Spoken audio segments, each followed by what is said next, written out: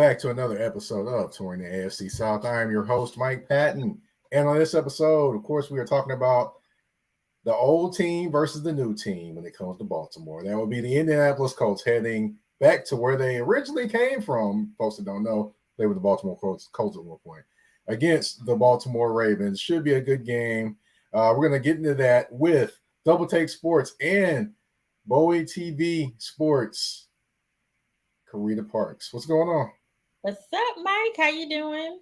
Doing just fine. But before we get into that, of course, with every episode, I start off with the Get Off Your Chest segment. And on this episode, I'm going to talk about, keeping that same energy. Mm-hmm. Keeping that same energy on Get It Off Your Chest segment, talking about a specific quarterback. Ryan Tannehill had a horrible first week. He did. He had a bad first week. He had 3 interceptions. Missing wide open guys, things like that, and people were on him. Radio shows were on his case. They were giving him all kinds of stuff, wanting to run out of town. They wanted Malik in the game. Heck, even when I was at the Chargers and Titans game, you heard some yells at the beginning of the game when they were down early about Malik Willis coming on the field. You actually heard some of it. Wow. However, against the Chargers, he came out, he handled business, he did his thing. Once they got going, they were down 11-0. They hit a 70-yard bomb to Traylon Burks, and then things got going. And they ended up winning the game. Ryan Tannehill was very efficient. He had a running touchdown. He had a throwing touchdown. I mean, he did his thing. He had a good game. And you notice the people that talked about him and wanted him not to be the quarterback weren't saying anything to congratulate him and say, hey, he had a good game. Mm-hmm. And that's just how it goes. People don't keep the same energy when it comes to giving people congrats than they do of putting people down. It goes through every single sports, life, everything. And I want people to keep the same energy. Keep the same energy. Just do it. You want to talk about Ryan Tannehill when he's down, please give him the same energy when he plays a good game. And that goes for anybody. I mean, I'm pretty sure folks that think Lamar Jackson should still be a running back or a wide receiver are down on him when he doesn't throw the ball great or like up to the standards they think. So I want everyone to keep the same energy. You got anything you want to add, Carita? I mean, that would just be too much like right. I mean, I agree. People, they are louder with their criticism than they are with their positivity. So I would like people to keep the same energy too, but we all know people thrive more on negativity, unfortunately. Yeah, it is what it is. Hey, that's the Get It Off Your Chest segment for this episode. But of course, we're going to keep going. We're going to do this episode commercial free for this one. Oh, we might throw one commercial in. I got to do that. But anyway, well, we're going to keep it moving. Mm-hmm. We're going to move on to talking about the Baltimore Ravens, the 2-0 Baltimore Ravens, as they get ready to face the Indianapolis Colts. Now, as far as the Indianapolis Colts, we're going to get into them in the matchup and what potentially could be there. Mm-hmm. But we do have to talk about this Baltimore Ravens offense. Now, the Baltimore Ravens offense was ran by a man named Greg Roman before this year. And he had been there multiple years. And Lamar Jackson was used like a running back at times, running the football on read options and all those different things. But you never really saw him sit in the pocket. And when you did, it was kind of like a small portion of time. And it wasn't, expensive routes and things like that. Wasn't any kind of tempo, anything. It was just Lamar Jackson. Just sit back there and you make something happen. It's basically what I saw it as. Now, Greg Roman's out. They went and got Georgia's offensive coordinator, University of Georgia, that is, offensive coordinator, Todd Monken. They bring him in. You see Lamar back there, looking more like Louisville Lamar, throwing the football, sitting in the pocket. He is running still, but he's not running all the time. And basically design runs and things like that, which I think is a great thing because for those that don't know, Lamar Jackson can throw the football, people. He did so at Louisville under Bobby Petrino. I know that name is not great for everyone to hear, but at Louisville, Bobby Petrino, he did throw the football a lot, and he did run the football a lot. So he did a lot of good things running and throwing the football. But just in the NFL, a lot of people think he can just run the football. But you got a taste of what he can do when you saw him against the Cincinnati Bengals in that win, 24-33, 237 yards and 2 touchdowns. So I've got to ask, how do you like this new offense you're seeing, this offense you're seeing from the Baltimore Ravens so far? So far, so good. It's still extremely early, right? But for me, what was promising is the steps that the offense took from week 1 to week 2. Most of them acknowledged they felt like they were a little rusty because a lot of those guys did not play in the preseason. And Lamar said that a couple of times, just like feeling like he was rusty. But then you saw in the second week, he looked a lot more comfortable in the offense, and so did everyone else. It was what I would define as a more balanced attack. It was a good use of the run game. It was a good use of the passing game. Limited design runs. I mean, but like you said, Lamar, he's going to run when he needs to run, and I think that at this point is what he needs to do. And then in week 1, you saw him running a lot, but it was more like he was running for his life because the offensive line wasn't necessarily holding up. But they did much better in week 2. So you could tell that this offense is starting to come along.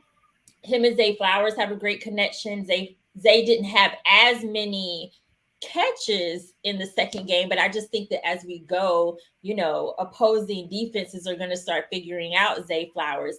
But Lamar has so many other weapons, and I think that that's what we saw because Odell Beckham went down with an ankle injury, but then you saw Nelson Aguilar step up, and he got his first touchdown as a Raven. So I think we're starting to see this offense come together in the way that they were hoping. But like I said, it's still early, and there's still plenty of more football left. But so far, so good. Yeah, definitely. And of course, you mentioned the running game. It's going to be interesting. J.K. Dobbins is out for the season, second year in a row. So they're kind of doing running back by committee. And then now they got Kenyon Drake. I think they brought him back to kind of, I guess. No. I'm sorry. I'm talking about the Colts. But they did actually, they're doing running back by committee in terms of the running back. Are they going with a main guy back there? Well, it's kind of running back by committee right now, and they signed Kenyon Drake because Justice Hill. So with the J.K. Dobbins injury, it was Gus Edwards. Mostly, you saw Gus Edwards and Justice Hill take the bulk of the snaps last week. But Justice Hill is dealing with a toe injury now. So now we got Kenyon Drake in there as insurance. I mean, we still don't know if Hill will play or not on Sunday, but they're dealing with another injury at the running back position, which is the reason for the signing. But at this moment, it seems to be running back by committee. Gus Edwards last week, he edged out Justice Hill a bit, but they were pretty much a tandem, so to speak. Yeah, I know certain guys, JJ Jenkins, I know he is definitely excited to see his guy Gus running the football. He knows what I'm talking about when he listens. But as far as that offense, it's going to be interesting just to see how everything goes. But I do have to switch over to the defense. You have Roquan Smith in the middle of that defense, following in the footsteps of Mr. Ray Lewis. Not saying he's Ray Lewis, people, but just saying that he's the leader of that defense, and he's the leader of the defense. So how's that defense looking so far for you? The defense looks good. I mean, they also suffered some injuries. They were already without Marlon Humphrey, which, just watching Marlon Humphrey in training camp, having him on the field matters. But he's been out.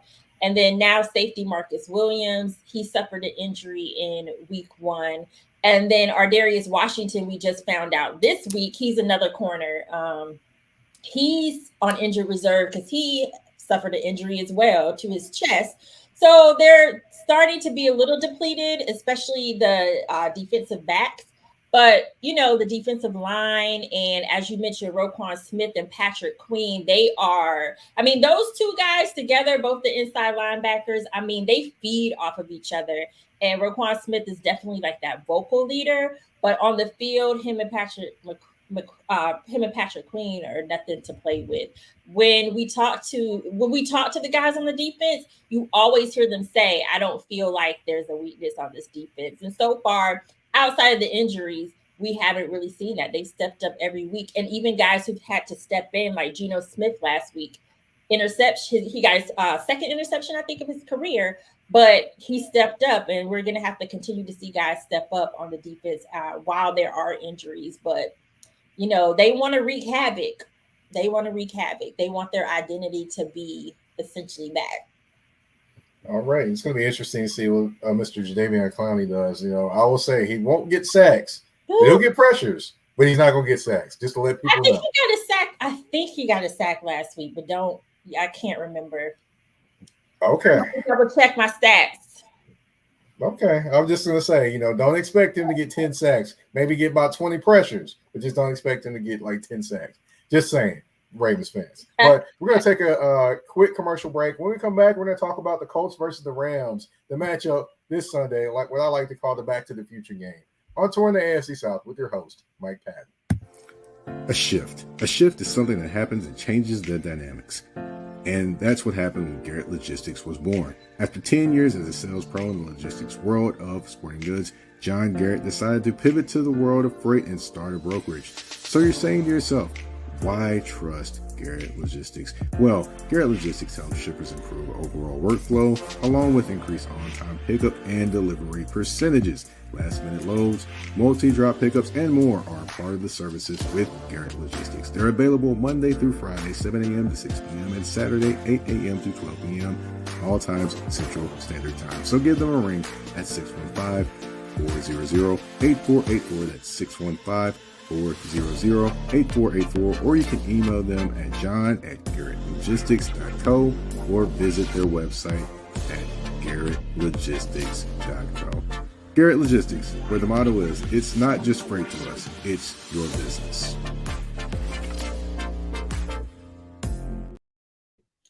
Wait, Mike, before you jump in, I had to check my stats while we were on commercial break. And Clowney, he had one sack last week on Joe Burrow. I do got jokes I could say, but I'm gonna leave that alone on Jadeveon Clowney because I'm pretty sure Titans fans know where I'm going. Imagine. I'm pretty sure Titans fans know where I'll be going with that joke, but I'm gonna leave that alone and let them hit the punchline for me.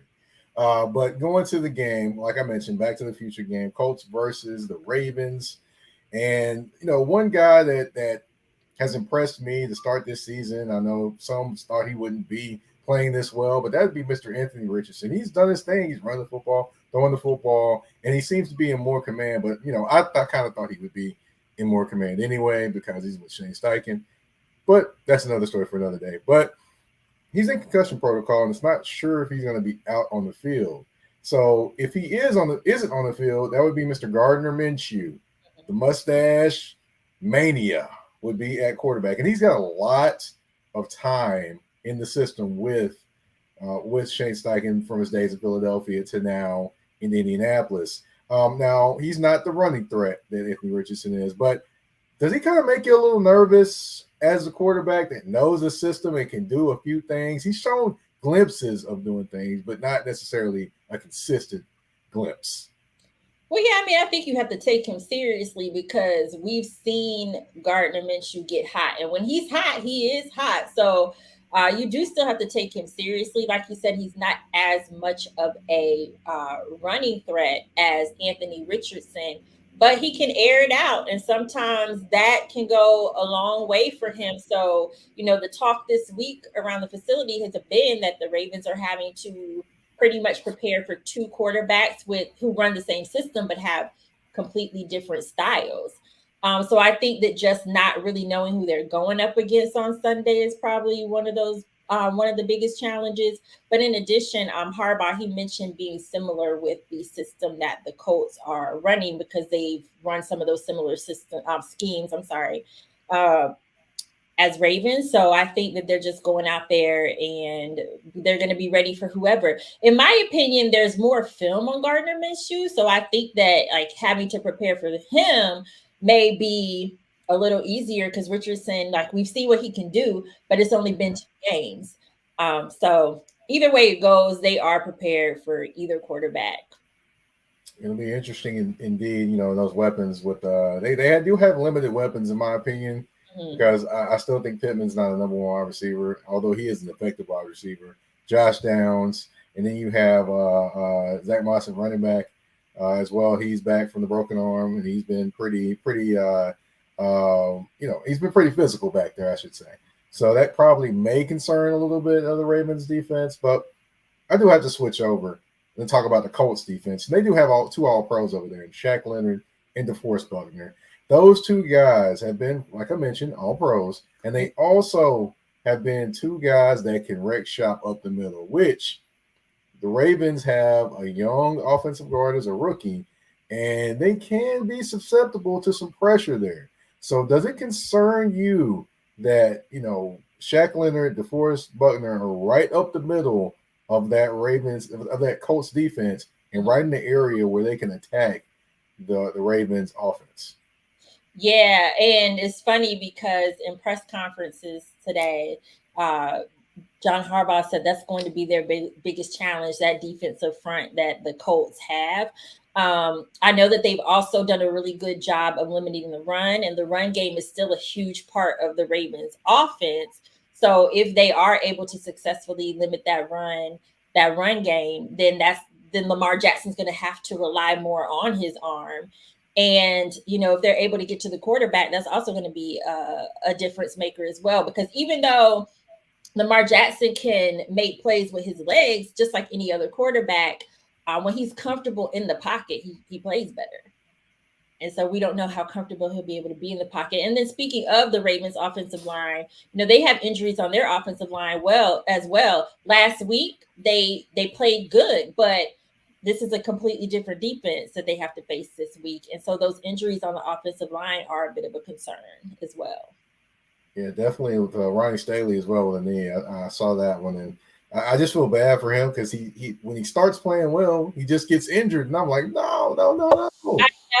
I know. He's got the injury bug, and then the center, Tyler Linderbaum, he's been out, but the backup center, he stepped up last week, so he'll have to do that again this week. But anytime you're missing your starters, it's it makes it even more of a challenge.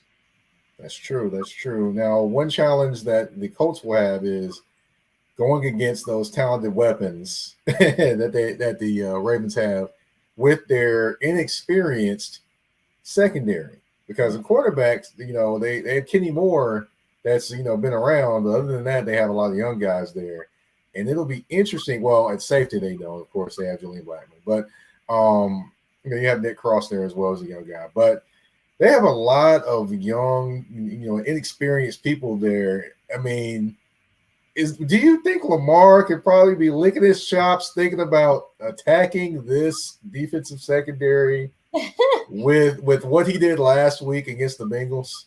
Absolutely, because these guys are like chomping at the bits to show what they're capable of, especially that wide receiver core. They got Mark Andrews back at tight end, so you can't forget him. But it's up in the air. It's still not determined if Odell is going to play on Sunday, but still the weapons, Zay Flowers and Lamar Jackson, that connection has really started to take off. And experienced DBs are having trouble with Zay Flowers. So imagine inexperienced. And then somebody that I feel like has flown under the radar is Rashad Bateman. That was their the Ravens 2021 draft pick. He's had some issues getting going in general in the NFL because he's had injuries pretty much his entire career. But he's still in that lineup, and I would love to see what they're going to do with him this week. Is he going to have a bigger game because of that? Because I'm very sure the wide receivers are going to be more involved this week too. Yeah, definitely is going to be interesting just to see how that happens. And then, of course, you mentioned because Todd Monken. I said I definitely think they're going to attack that for sure because Todd Monken, he is more aggressive, very aggressive. Definitely. He is not, like Mr. Greg Roman. He's aggressive in the running game, but he's just not. He's not. I can give you like 3 routes. And the thing I said to a lot of people about Lamar Jackson before, Greg Roman was, let go, I said he would be better once Greg Roman is gone. Now that experiment is happening, and I believe people are starting to see that he can and should be better under someone else that actually believes in the passing game. Right. So, so at the end of the season, when Lamar Jackson has great passing numbers I need Ravens fans to just let say, hey, I told you, Mike told you, he told you that this would happen. I feel like it's NFL fans. I think Ravens fans are all good with it. I think it's NFL fans that need that message. Okay. All right. I just, I just feel like I've been saying this for a while, and I'm like, look, I've seen this story with Greg Roman with the 49ers, with the Bills, and now with the Ravens, and I'm like, okay, good running game, questionable passing game. It's always been the case. He's not very explosive. He's had explosive players to help make it look better than what it actually really is, because he really couldn't scheme up. To me, I would say he couldn't scheme up great passing plays or explosive passing plays. That's just me. But, of course. Gathered from this conversation is Mike is definitely not a fan of Greg Roman. Yeah, I just got a few things. There's a few things out there, but hey, it is what it is. But we have reached the end of the show. But of course, we are not all the way to the end. We have our game. It is 5 questions, 2 answers, and 1 choice. You're in the hot seat. Are you ready, Carita? Ready as I'm gonna get. All right, we're gonna have a little bit of a Baltimore kind of twang to this one. Okay. We're gonna start it off with The Wire. Mm-hmm. Stringer Bell or Omar Little? Which character would you take, or do you like more in The Wire? Omar Little all day. That is who stands out to me. It's been a while since I watched The Wire, but Omar, that's a character I will never forget, and that's who I'm going with. Idris Elba's gonna be upset because he was Stringer Bell. He's gonna be upset. I mean, sorry. Takes The Wire all day. I'm sorry. Okay. All right. Now I'm gonna go with a little Wale. We got a couple songs he's with features that he had people featured on. We got Lotus Flower Bomb with Miguel or Bad with Tierra Thomas. You got to pick one of those songs. Which one are you going with? Oh, that's a tough one. Yeah. But I like Bad because every time that song comes on, like that first line, every single time, bad girls ain't no good. And the good girls ain't no fun.